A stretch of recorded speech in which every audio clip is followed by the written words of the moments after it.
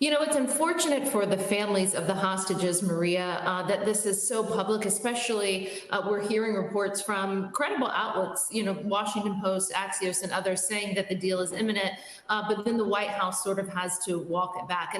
And that's dangerous for the families because it obviously gives them hope that they're going to see their children, the elderly, their loved ones. I mean, we have to remember that these hostages, some of them are babies, some of them are 3-year-olds, the same age as my daughter. And so we know that these parents are clinging and holding on to hope that they're going to see their children again. I would tell you, Maria, I am a little concerned about this White House being a part of the negotiations. Of course, they have to be because there are Americans that are among the hostages or really among the human shields, as Hamas likes to use them. Remember, this is the same administration, Maria, that gave Iran $6 billion for hostages just a few months ago on the anniversary of 9/11. Yeah, that's exactly right. So what do you think about the response to Iran? Because, you know, this White House has been hard-pressed to connect the dots to Iran. And we know that Iran is backing the Houthi rebels. They seized an Israeli-linked cargo ship in the Red Sea yesterday, taking over 24 crew members hostage. Iranian-backed proxy forces also attacking U.S. military bases in Iraq and Syria at least 61 times, Morgan, since October 17th. I spoke with Arkansas Senator Tom Cotton about these attacks on Sunday Morning Futures yesterday. I want you to listen to what he had to say about these attacks and then get your reaction. Watch.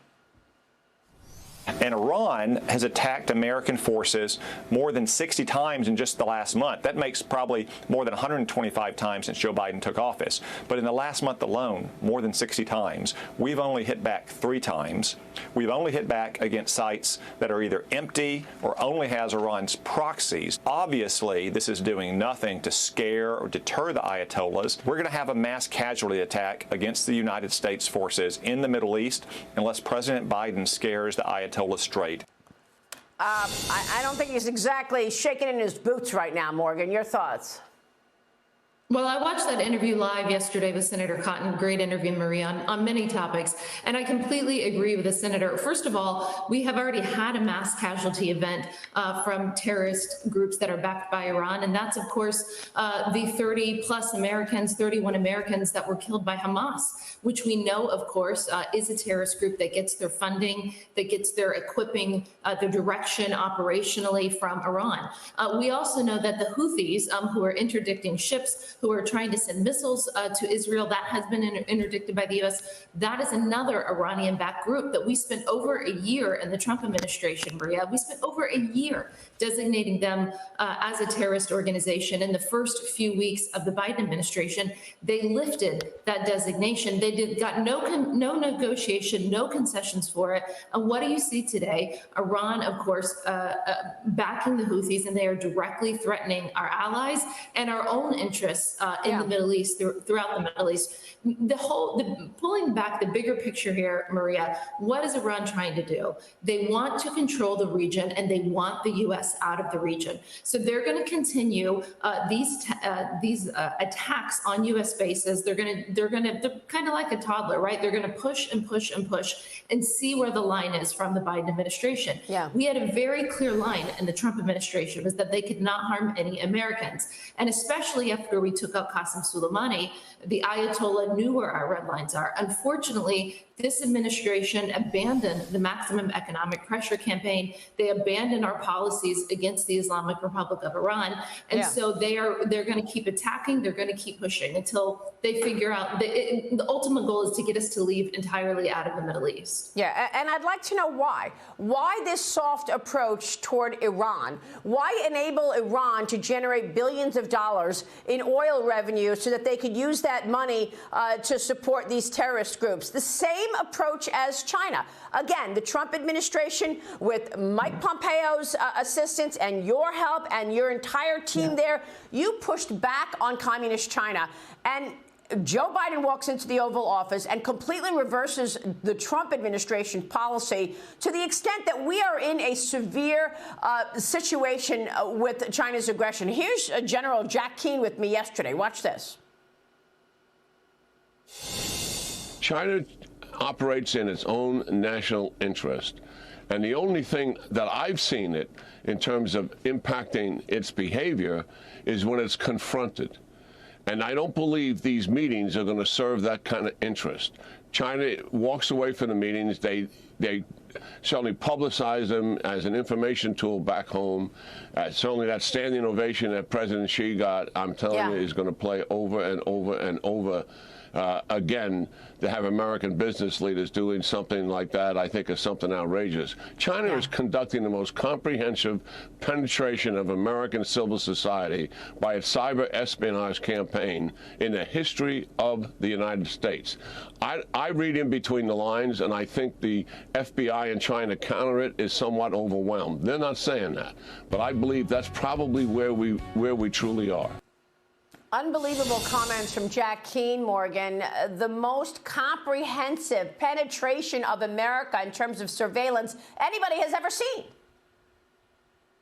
Yeah, there's so much to unpack there. What General Keane said, I agree with him. The bottom line on these meetings in San Francisco, the APEC meetings, is did Xi Jinping leave those meetings more deterred or less deterred from invading Taiwan? That's the bottom. We can talk about all the pomp and circumstance and everything that happened. But if he did not leave deterred and thinking, you know what, America does have resolve, they're going to fight me if I take Taiwan, then the meetings were failures, in my opinion. All you have to do is go look at the readouts from the Chinese side, look at what Xi Jinping says to his people, to his domestic audience, and they are doubling and tripling down on Taiwan, Maria. So I think clearly they have not been deterred yet. I might add, by the way, such an important point that you and General Keane brought up about the American business leaders giving Xi Jinping a standing ovation. It's one of the most disgraceful things I've seen from American business. This is a man who both Trump and Biden don't agree on a lot. One thing that they both agree on is that there's an ongoing genocide in Xinjiang, in China, against the Muslim Uyghurs. And so they gave a standing ovation to a man who is complicit, as declared by both Trump and Biden, in genocide. And it was one of the most shameful days for American business that I've seen in a long time. And frankly, there were enablers during Nazi Germany as well. We're seeing an enabling go underway. And Jack Keane just said it. You're going to see that video of these American CEOs giving him a standing ovation everywhere. They're going to use it for propaganda.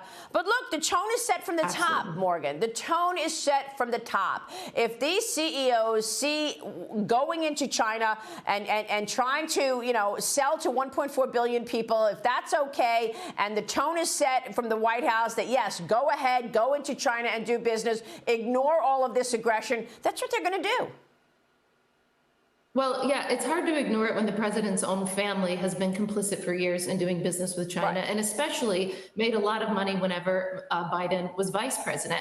Remember that, the president often likes to brag about his close relationship with Xi Jinping because they were both at the vice president, vice premier level at the same time. And, remember, Biden was in charge for 8 years in the Obama administration. President Obama put then Vice President Biden in charge of the relationship between the U.S. and China.